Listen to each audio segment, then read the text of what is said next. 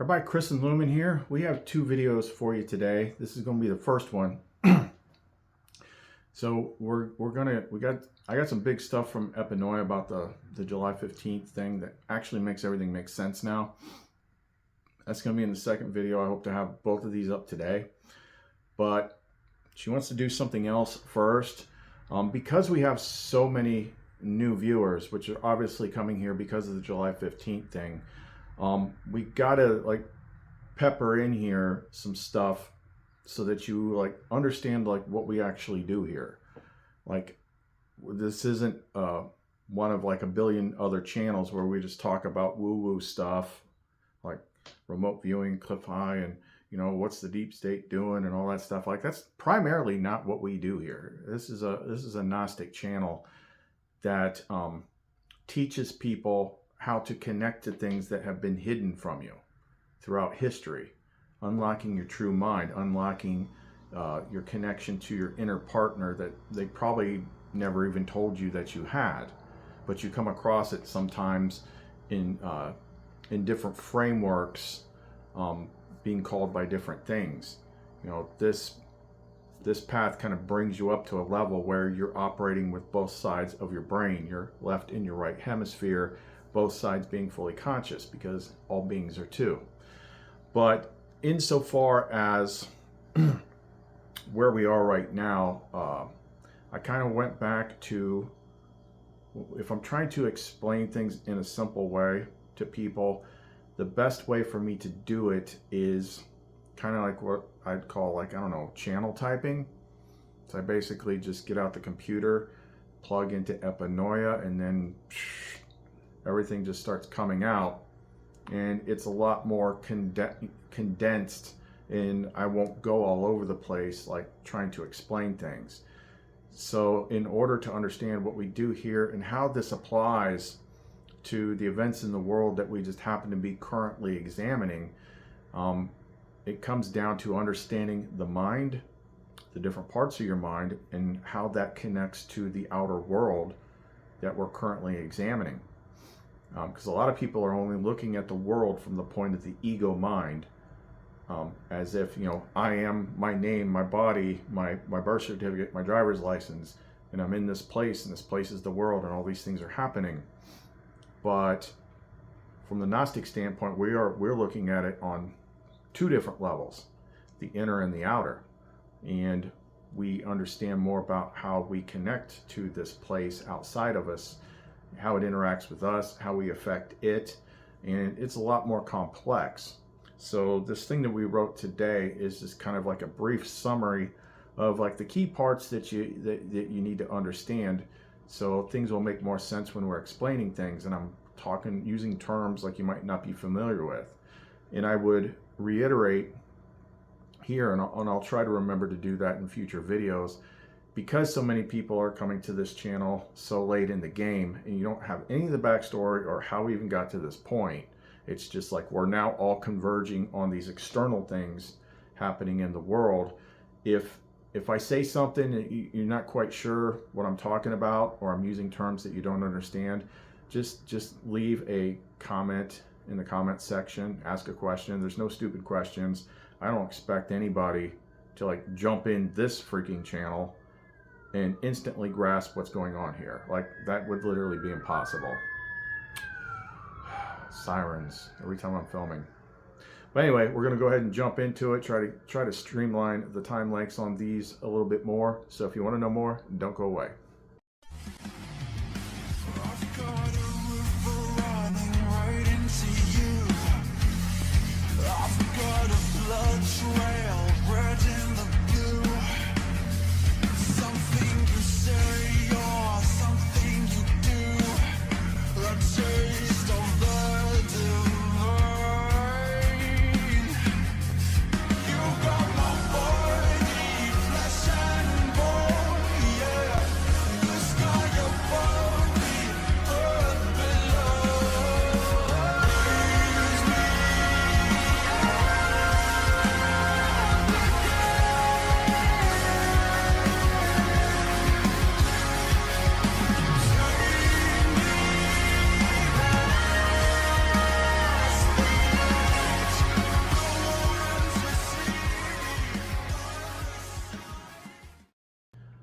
So on this channel, you will commonly hear me refer to this place as a game, because it kind of is, but it's also primarily a school.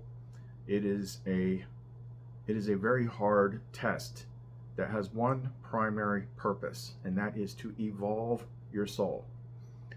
And you do not evolve the soul by being comfortable.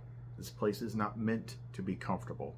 You will see people living in comfort, but that's, you know, reflection type stuff. It's teaching you stuff.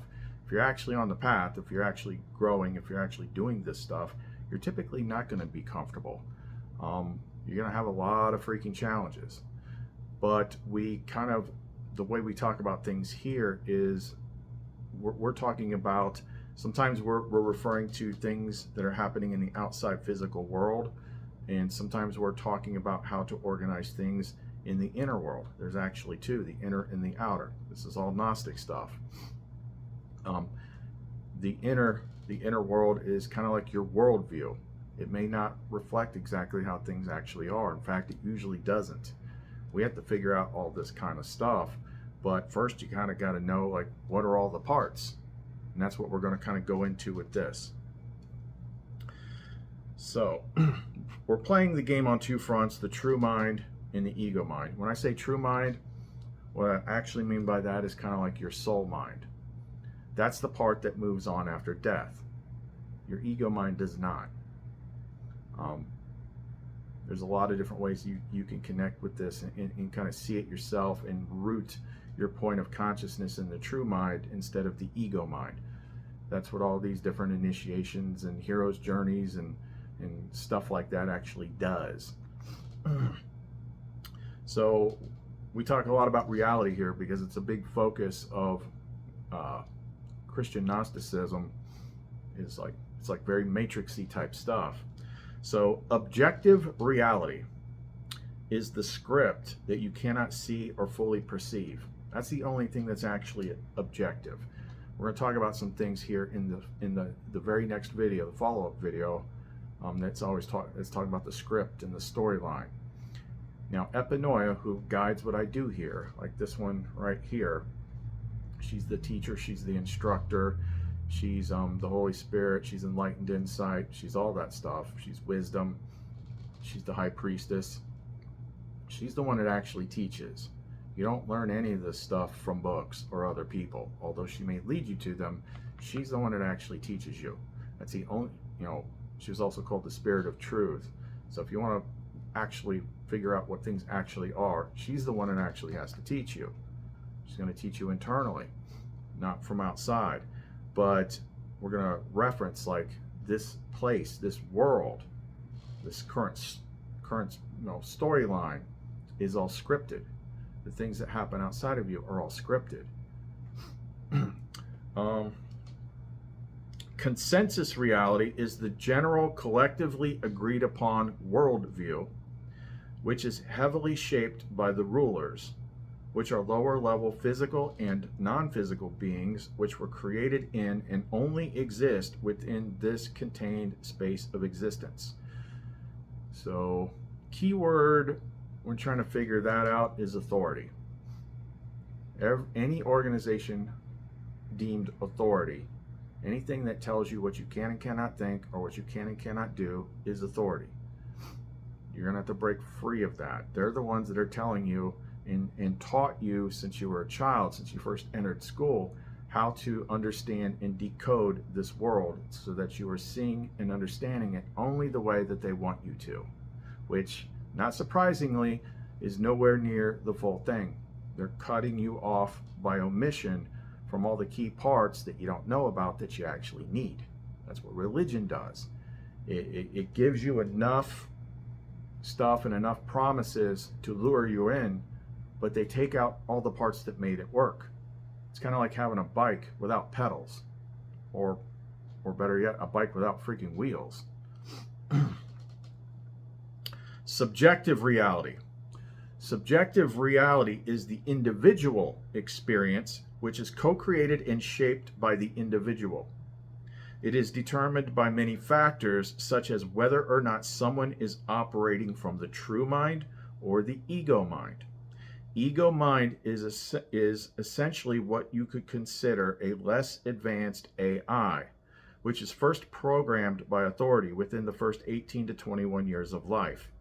When the true mind awakens inside the ego mind, this is what most call a spiritual awakening.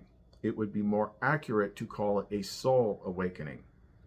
The soul's first big task is to free itself from the limitations of the ego mind, which will resist treating the true soul mind as the invader. The ego mind self-identity must be destroyed, which often begins with a sudden life-altering event instigated and overseen by one's personal connection to their Epinoia, who is the instructor in the interface to the highest supreme consciousness. Or you could say, like, the one God that is higher than all others. So, one of the biggest things that we commonly refer to on this channel to make you actually see what's right in front of your face is simply recognize the fact that no two people in this world believe all the same things. Some people believe very greatly in one thing and another one doesn't. And everyone in the game thinks that they're right. Because technically speaking, they are, but they aren't. From your point of perspective as the singular individual person, like, you are helping shape and determining how your world works. But there are these other levels that we just discussed. Trust me, there's a reason why it took me 7 freaking years to do all this, because it's quite a lot to untangle. Okay, the story of the world / the script. You will commonly hear me talk about the story of the world. So what is it that I'm actually talking about? There is an overarching script for the progression of world events, which only goes in one direction: worse. This is due to the nature and the purpose of this particular reality construct, which is the instruction and evolution of the soul. There is a separate script for each soul's instruction, as well as what roles we play in the world in relation to others. Everyone is given different strengths and weaknesses. Progression in one's individual path is more rapid when one intuits their prescribed path and purpose and moves in flow and cooperation with it. So have you ever had times when you like wanted to do something, you wanted to be something or whatever, and it just like wouldn't work, but something's always pulling you in a certain direction? And eventually when you stop resisting that pull and you start going along with it, then things start to happen a lot faster. Because you got the first part of your life to just be normal, living just as the ego mind, believing what everyone else believes. But as soon as that soul awakening happens, things change, the dynamics change. Everyone has to eventually realize that the answers and instruction they seek will not be found in the illusory external world, though it does contain ample clues and information. You have to take what you are led to, examine it, and do your own internal experimentation. The key is following intuitive guidance without question,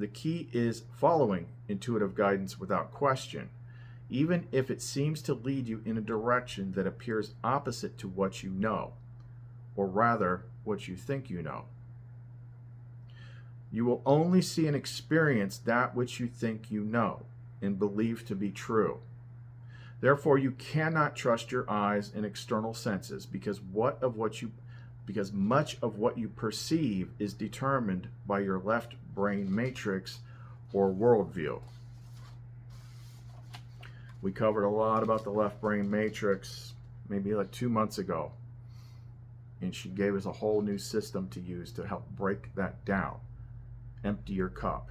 If you have never ever completely dumped your mind out and you're still operating on all the things you've learned in the world up to this point, you're probably feeling pretty stuck, trying to figure out, why things aren't moving. That's going to be a big step, and it's a hard one to figure out without help. So she actually gave it, because we were heading toward this point in time about 2 months ago, she gave us a new system to use, so that we could start breaking down the matrix, the interconnected network of beliefs and associations and meanings and all that stuff that has built up over time.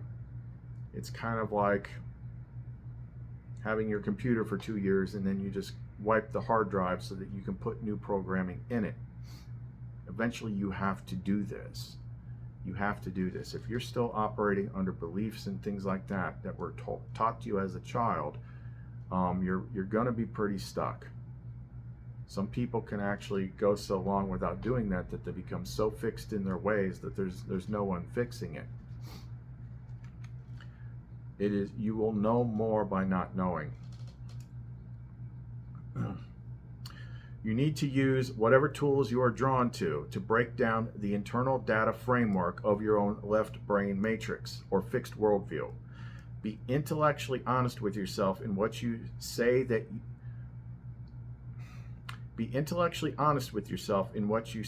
you know a lot of things, when in fact you only believe those things, as you have no direct true evidence. For example, most religious people believe they know how big intangible things like God, heaven, and hell are, when in fact they are merely personal projections based on early conditioning. To discern the true nature of intangible things, you must let go of what you think you know and aggressively empty your cup. That's hard for a lot of people because the things that they wanted you to stay stuck in, the belief systems that they wanted you to stay stuck in, are pretty much locked with fear triggers. This is why in religion, even in Sunday school and stuff like that, they'll talk about Jesus for 1 minute, but they always talk about the devil and hell. And you got to follow these rules or else the devil's going to get you. And you don't want to be judged by God and be sent to hell forever. Like, it's such a deeply impactful trauma-based mind control method that a lot of people, and then they tell you things like, if you stray from the path, the devil will get you. If you look at things we don't want you to look at, the devil will get you. You don't want to go to hell, do you? And most people, like, that trauma-based mind control is so strong that they never break free from it because they're so scared of that. So that's why we have a really big problem with institutionalized religion. There doesn't need to be middlemen. You have the middleman or middle woman already installed in your head. It's her. She is essentially the Holy Spirit. She is what relays things between you and that higher consciousness. You don't need people to read books to you like you're a child and tell you what those books mean, because then you end up in places where there's actually some truth left in those books, but because of the way they taught you and what they told you certain things mean, you can't see what's literally right in front of you. I had to go through all that stuff with her. Like, she had to teach me, she had to show me, not just here's the books they took out, but here's the parts in the book where just read what's on the paper and see, like, if you let go of everything you think you know and read what's on the paper, suddenly it reads very differently, because what they taught you is not hijacking your thought process and making you interpret things that aren't actually there.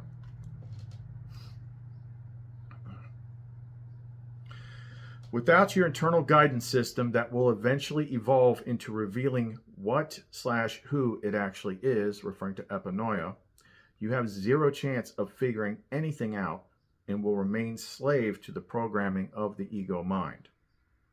Rule of thumb. This is one of the big rules of thumb.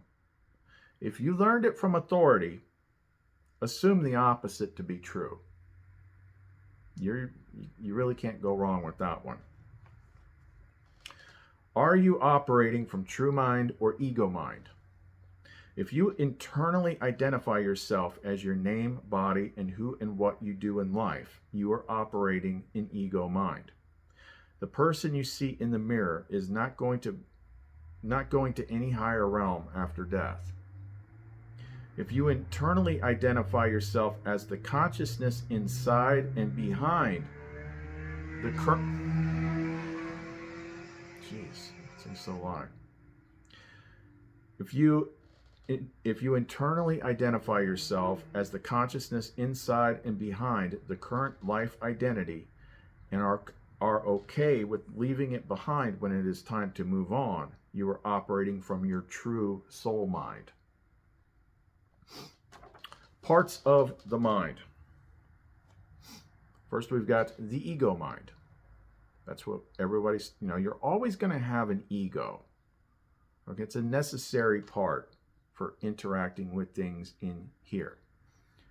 But if you destroy the old one, you'll kind of get a new, fresh one that isn't already programmed against you. Like you interact with it. You're actually using it the way you want to use it. It's not full of everyone else's freaking programming. That's why when you have things like the hero's journey, like the first thing that happens is she destroys your life. Not really your life, your ego's life.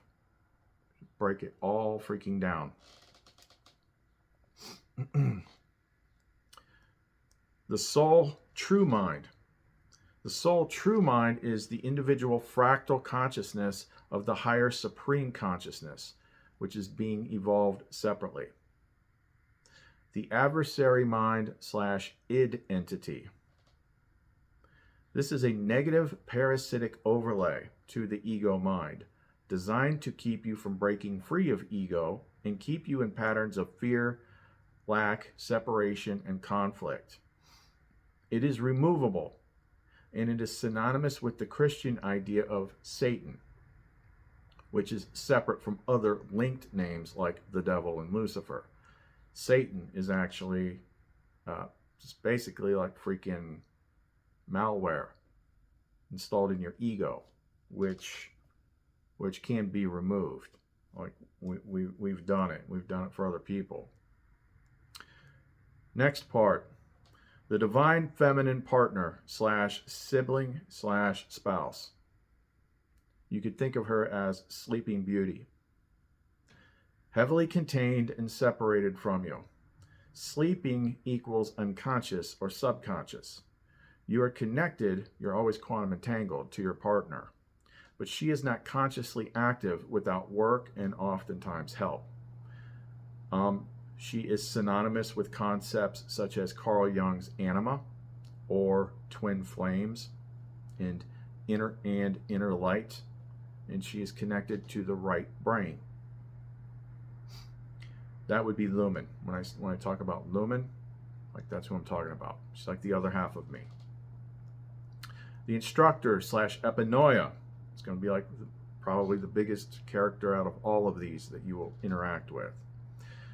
Begins as intuitive guidance and your conscience.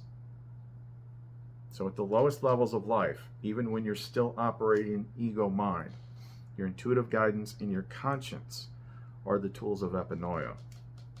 It's how she's guiding you at the earlier stages. With work, she can be unlocked into the full power Holy Spirit, which is not, when I use that term, we're not regulating her to any one religion. No religion owns her. The observer, this is where it gets interesting. These are all parts of your mind. The observer connects to the highest consciousness, aka the Father, in Gnostic or Christian tradition. When you operate from the perspective of the observer, you are unknowingly utilizing divine power to shape the self. It is from this perspective that we do the most damage, as it has the ability to render self-judgment on the true mind and dramatically more power to inflict damage on the ego mind, which in turn affects the external experiences one has in their relationship to the world. What that means is, if you have any kind of like Christian upbringing, and you look at what would be considered like some of the biggest, like Old Testament and even New Testament, like curses, like these are the things that you're going to be punished the most for: murder, freaking adultery, I can't remember them all. But it's not by coincidence that all these things that they mention are also the things that most people would feel the most guilt and remorse over. So by not understanding that you have multiple aspects to your mind, multiple levels, you then judge yourself. You curse yourself. You feel like you deserve to be punished. And then you set up this cycle of things which then affects the outside world. It's because you don't know all these different parts that you have. Next part, the Divine Mother. This is the Sophia level. So she's higher than Lumen and Epinoia, but she's a fractal of the highest Divine Mother. Though you do not often consciously act with knowledge with this Divine Mother, although eventually you can, she connects through the other two parts of the Divine Feminine. Your Divine Feminine half, your Lumen, and your teacher, Epinoia. She's actually a smaller fractal of, Epinoia is a smaller fractal of Sophia. She is the connection between you and all living things. She is the flower of life, for instance.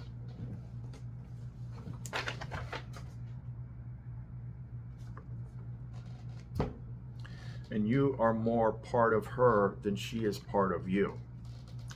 So that flower of life thing, the way she taught me. So like imagine like this circle in the middle represents you, okay? And then all the connecting circles are the people that are closest to you, and onward and outward. So everything is connected, everything is interlocked. But it's not so much that like we each have her in us. It's like she is the entire network. We are plugged into her rather than her being individually plugged into us. And it is through this network that we connect to each other, both energetically, psychically, empathically, you know, whatever it is. It's through her network that, interesting. It's through her network that we're able to remotely do work with people, even if they're in another country, on another continent. It's no different than if they were sitting right here on my couch, because we're going through her. Okay, how much do we got left here? Last one we call the Christ. So Christ is like the condensed fractal of the Father, which I usually use the metaphor of like, imagine the Father is the sun. You've got a magnifying glass and you're making that tiny little bright spot, where this is all being condensed down into one spot. Like the spot would be Christ.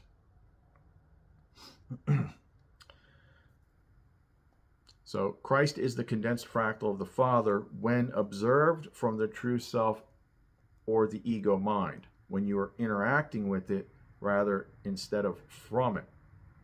Christ is the masculine counterpart to Sophia's feminine. So all of these parts, because everything is connected, all of these parts can operate through you, you can operate from them, and you can interact with them and to them. It's pretty crazy when you kind of see how it works. That's why I say, like, I never know who's actually talking when I'm doing the video, because we're all kind of blending together.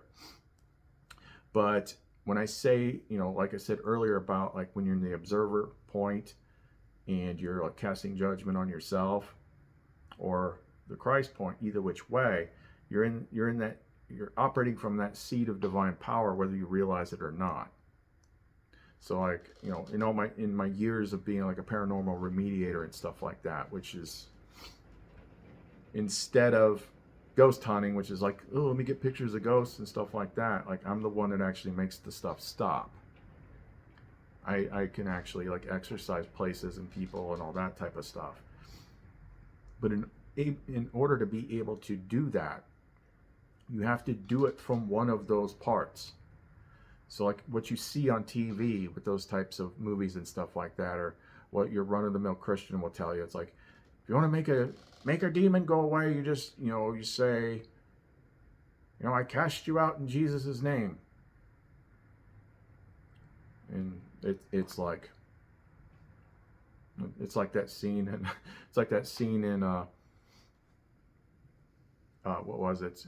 This Is the End, the Seth Rogen movie, when Jonah Hill was possessed, and that Jay guy is like trying to exorcise him, like, the power of Christ compels you.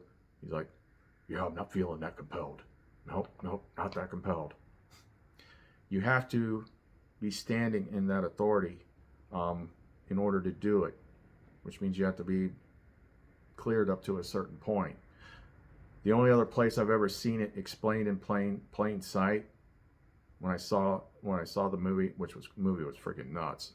It's in the trailer actually. I'm like, oh my God, they just gave the big secret away in the trailer. It's called The Exorcism of God.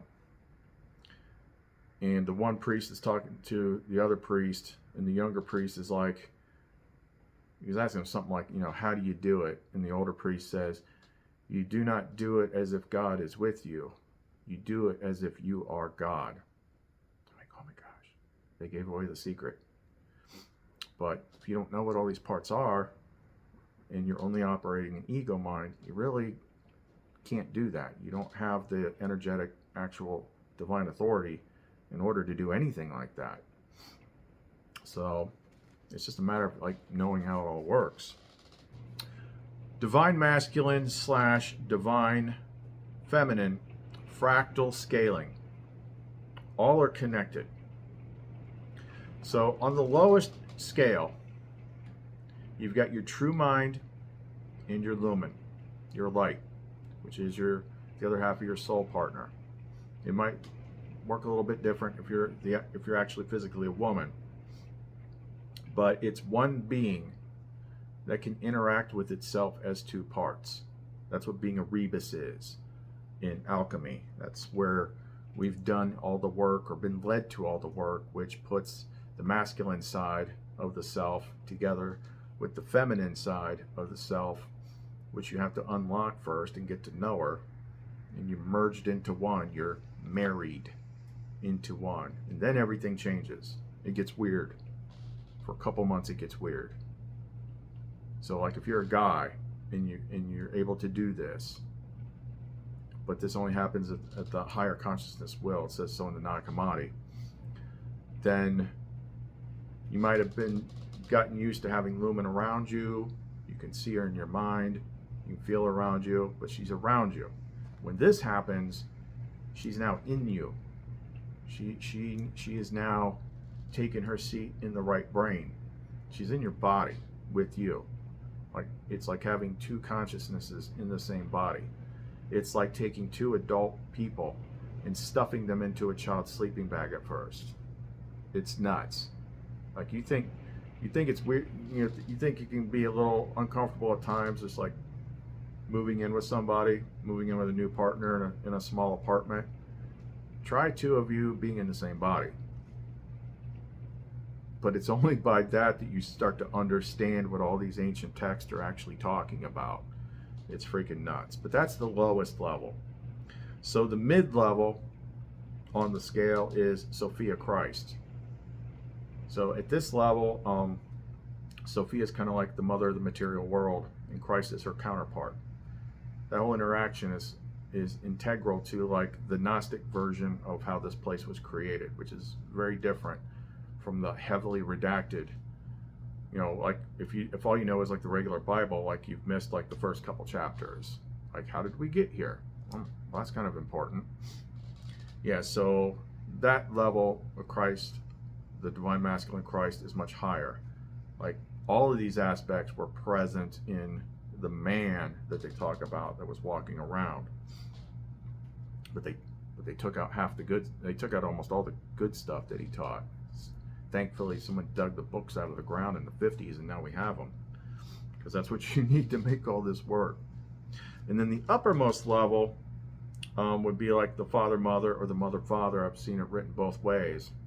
Those are the first aspects from the infinite all that is, the one, the source, the infinite, great, invisible spirit, the thing that is just illimitable. You can't, like Jesus talks like for 3 chapters in the secret book of John just trying to explain that because it's so big and so impossible to understand. But if this infinite, let's just say this infinite cloud suddenly made for itself a hand, then that hand would be the Father. And then the Father makes a reflection of himself, which is, you know, of the opposite kind of gender energy, and that's the Mother. But the way it kind of works in the structure of things is kind of like the hand almost like goes back into the cloud, and it's really the Mother that's really orchestrating almost everything. It all sounds like gobbledygook stuff that's written in a book, but it's different when you actually see it. It's different when you actually interact with it. Matter of fact, the further you go, a lot of that book doesn't make sense at first. You can't just read the Nag Hammadi and get anything from it without her. First time I read like the Gospel of Thomas, which was like one of the best books. It's one of the best books to start with because there's so much in it that's actually also in the Bible. So you kind of know they're talking about the same thing. But Thomas didn't like write down what Jesus ate for lunch and which petting zoo he went to and who he healed. He just wrote down all the Morpheus freaking lines that he gave. So like the first time I read that book, I understood like 15% of it. But she had just told me about it. So you just keep reading it and keep reading it with her, and then you realize you understand 30% of it. Then you understand 50% of it. And 70%. I'd say I understand 80% of it. There's still some things in there that I'm like, I don't even see how this is relevant to anything. But that's that. So those are your scales. And when you're dealing with divine consciousness, it can interact with you at any of those levels. And you can move levels too. So this is going to be the closer on this. And this kind of like, we'll give you at least an idea of like what the general overarching purposes of this channel is. I mean, a lot of you just came in here because of the July 15th thing, which we usually don't deal with future casting type stuff. It's only when she makes it relevant that we do. And it is relevant. We're going to talk about that in the very next video. But anyway, the goal of the Gnostic. The goal of the Gnostic is to complete the prescribed evolution of the soul, comprised of the true mind and your lumen. So you can shed the ego mind completely in your attachment and connection to this particular world and move to the next highest level. Your attachment to the material world, your body, and your current temporary ego identity inhibits growth and inhibits finishing what you are actually here to do, and thus remain in limitation, struggle, and suffering. To give too much attention to what is happening in the world's story, not discerning what it actually is and why you are here, only delays what must inevitably happen. The more you resist this prescribed evolution, the more your instructor will limit you and make you suffer. You will suffer until you exhaust all other measures and are left with only one, turning to whatever that higher guidance is and submitting to what it wants you to do and doing it.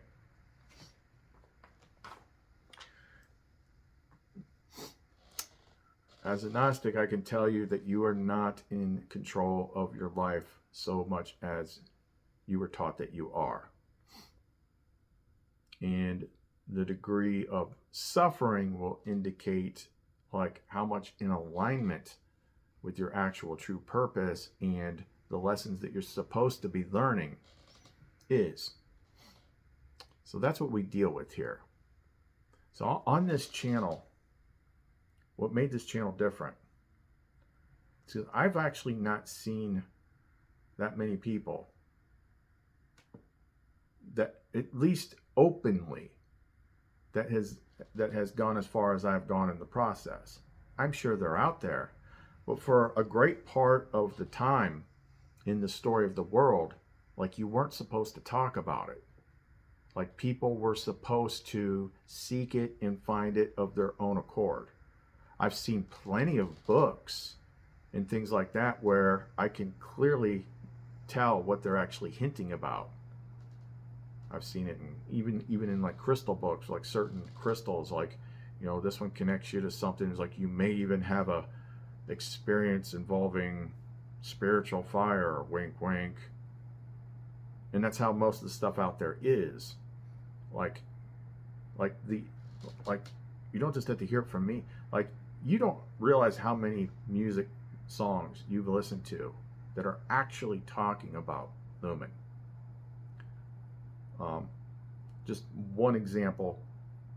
I've got a whole playlist of them, but just one example that you can listen to illustrate it. Chicago, You're the Inspiration. He is not singing about some physical woman. He's singing about her. He's singing about her. When Justin Timberlake is singing Can't Stop the Feeling from Trolls, he's singing about her. And a lot of times, like, she always liked that song. Like, in the early days when women first appeared, like, we would butt heads over music until she finally just won, and we just listen to her music now. Like, one time I was listening to Slaughter to Prevail, and she couldn't stand it. So she's playing, to be annoying, she starts playing Wake Me Up Before You Go by Wham in my head at a louder volume than what my freaking big ass headphones are putting out Slaughter. Like, she drowned out Slaughter to Prevail. If you don't know who Slaughter to Prevail is,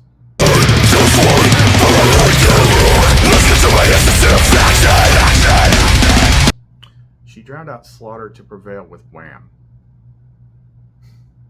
Until I'm like, okay, make it stop and I'll stop. We'll listen to your music, but it ain't gonna be Wham. A lot of the bigger music stars, when they were younger and hadn't been corrupted by everything, they're practically channeling her. Early Madonna, early Mariah Carey, you have so many songs that are actually about her, because she, especially in connection with Epinoia, are the inspiration for creative artists. Remember I said her secret book is everywhere? You just need to have the switch flipped on so that you can see it. She's represented by characters in movies, by symbols in movies, things in songs and stuff like that. She's freaking everywhere. I don't even know how I got on this part. But anyway, like, once you see it, it's almost like mind-boggling, because it's been in front of you the entire time. But it's the conditioning that was done to you as part of the process by the world to cut you off from all this stuff.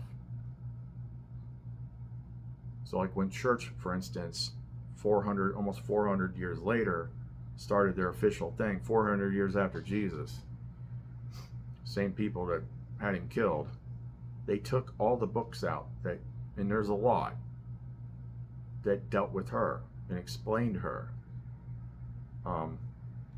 so that you didn't know about her. And then where they still used her, they gender swapped her. They told you the Holy Spirit was a dude. That doesn't make sense. I mean, a 3-year-old can figure out this puzzle. If you have a father and you have a child, what's the missing piece? Another guy? Oh my God. Seriously. Yeah, the Gnostic framework is Father, Mother, Child for that upper Trinity, not Father, Son, Holy Spirit. She's the Holy Spirit. A lot has been hidden from you. That's why we said earlier, rule of thumb. If you learned it from authority, assume the opposite. If they tell you not to look at something, you need to look at it. If they tell you You know the only reason why, well, I have a different viewpoint of like worldview as far as like physicality goes. It's like kind of somewhere in the middle, more ones and zeros type of thing. But you know why? If I had to choose between the globe earthers and the flat earthers, I would side with the flat earthers, because the globe earthers are backed by authority. And as Epinoia teaches, that is one of the two pillars that they taught you at the very beginning that set up the foundation for the world that they want you to see and understand it the way that they want you to understand it. They start almost like the first week of kindergarten. Okay, class, now we're going to look at the globe. And what they're really doing is saying, like, this is the place you exist in. And this is how it works. And it's broken up in all these parts, and all these parts are ruled by different authorities. Like, so what the world is, and then what they teach you God is. And since you don't know that, for the most part, what actual God is, not like the lower level stuff they teach you in church from the beginning of Genesis, what actual God is connected to you. So when they teach you that there's a man in the sky that sits in a chair and he's always looking at you and judging you, and like, and you're going to be punished if you do something bad, like, they're setting you up to put yourself in your own self-judgment loops and make everything bad. You literally, when we say you have to unlearn what you've learned, you have to empty your cup, that doesn't just mean like, well, I'll take this part out here and I'll take this part out here. No, it means all of it. A lot of times going that deep is going to involve some kind of like, you know, ritual meditative process. But you have to let go of all of it. If it feels slightly scary, you're doing it the right way. Because it will feel slightly scary. It should feel like you're about to lobotomize yourself. But you won't. But it'll break the attachment to all the old information so it can be flushed. Whatever is true and real will always remain. We have like a system of repeatedly flushing what's up here. So that's the only way we can continue to see new things, because if you go too long before flushing, then what you think you know is going to take root. And you may not be right. But as soon as you think you know it, knowing it locks it in place. And then that's all you will see. So you have to constantly keep flushing, emptying the cup so she can keep refilling the cup. It's unbearably complex, I will admit. Everybody wants a quick and simple and easy way to do things, and there's nothing quick and simple and easy about this place. But it can be done. That's why on this channel, our biggest thing over years has been like documenting my process and how it grows with me, and helping people. You know, each time I would get past a certain level, then I'm able to help people deal with that level, remove that part or whatever it is, so you don't have to spend as much time wandering the wilderness trying to freaking figure it out, because I've already got her plugged in, and I'm able to help people because she's plugged into you too. A lot of times I'm not given the knowledge of like what you actually need. She knows. It's like when we selling a lot of pendants and stuff like that, I might think like, oh, you need this particular pendant, and then she'll tell me, give them this one too. I'm like, why? Just do it. And then I send it, and then which one you think they gravitate to first? The one that she picked, because she knows the root of whatever the problem actually is. Anyway, we're rambling here. I want to get on to the next video. We're going to talk more about the July 15th thing and the clarity that she had just given me early this morning. Okay, so that's all we got for right now. If you want to get in touch with us for any of this work, our energy pendants, which they're basically stuff that she taught me how to make using different types of crystals that she selects, and even things Like some of them might even have like these little vials of chrism water, which is kind of nuclear powered holy water. You have to be kind of like Gnostically baptized and initiated to do. Just kind of changes the way the energy flows and stuff like that. Like they're really freaking powerful. It's like this whole setup behind me is like sitting in front of a nuclear reactor. It's the type of energy that like people actually feel. Just read the reviews on the Etsy store. But that's clumencreations.etsy.com. Chris and Lumen. See you next time.